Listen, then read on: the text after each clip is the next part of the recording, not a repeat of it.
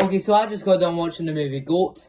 In GOAT, we follow our main character, Will Harrison, as he tries to get into the big leagues of airball, while being the first ever little to get the claw. But of course, with that, this is a spoiler-free review, and of course, these are some of my personal thoughts about the movie. But first of all, before we get into it, if you're wondering why I'm not showing myself in this episode, it's because I've actually went up north from where I live, to kind of go see my stepmom and my two little sisters. So I went up to see them. Plus, there was a cinema nearby, and the time I'm recording this tonight is the release of GOAT, of course, and or today anyway. And I went and saw it earlier on today, and I kind of just got back from it there not too long ago. So yeah, I'm really fresh. It's really fresh in my mind, so I might change some of my thoughts a wee bit.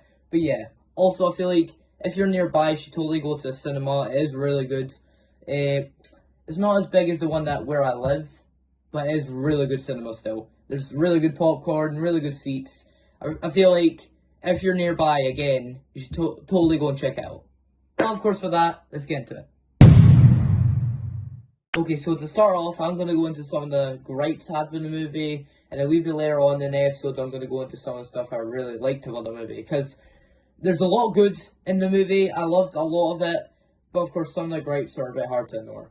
Okay, so first big gripe with the movie was, I feel like the pacing was really off for the first 5 minutes of the movie. This is one of the most important kind of things of the movie, because all movies need to have, let's say the first few minutes, or most movies need to have the first few minutes to get to know the character, to get to like the character, and then later on with some of the emotional scenes, you can get really invested with the character and just basically root for the character. But with this, because the pacing was so bad, it just kind of felt like they had a bunch of random scenes that just had nothing to do with each other and just slapped them all together. And I'm not really sure, it didn't really feel rushed. I was going to say it felt rushed, but it didn't really feel rushed. It was just kind of really sloppily made. And I do feel like some of the voice acting for the first wee bit was kind of bad. I didn't really like the voice acting and stuff. Or some of the acting was just a bit interesting, but of course, later on in the movie, it gets way better. Yeah, I feel like it's kind of as soon as he actually got into the team, that's when it really went up, in quality for me. And again, it made some of the more emotional scenes later on in the movie just it didn't really hit as hard as it probably would have if I actually cared about these characters even more. Because I did care about them, but I didn't care about them as much as I would have liked to.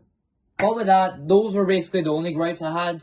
But yeah, anyway, let's get into some of the stuff I liked about the movie. Okay, so first of all, the animation.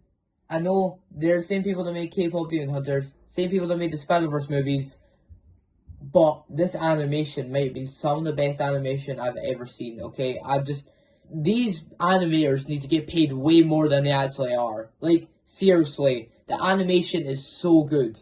Even for some of the actual, I was going to say basketball scenes, there's more airball, I think it's called. So, for the airball scenes, or I'll just call them basketball scenes, for the basketball scenes, I just got to say the animation was top tier, especially in the final basketball tournament.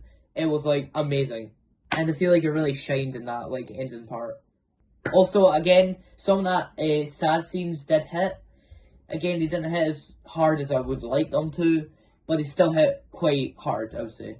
Of course, I didn't really get as teary-eyed as some of the other people in the audience, but I was kind of I didn't really mind it. It wasn't really I felt bad, but I wasn't really really invested with it. But of course, one of the emotional scenes, of course, I can't really go into spoilers because it just came out. So yeah, I will say one of the emotional scenes is really emotional. Also, again, some of the acting was really good. Of course, later on in the movie, it's way better. And I do feel basically most of the jokes really did get me laughing. I think only one or two jokes just had me just kind of go, okay, really. Overall, those are some of my thoughts about GOAT.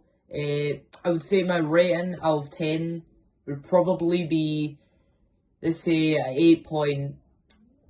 I'll go for an 8.5 because, again, some of the beginning parts were really sloppy.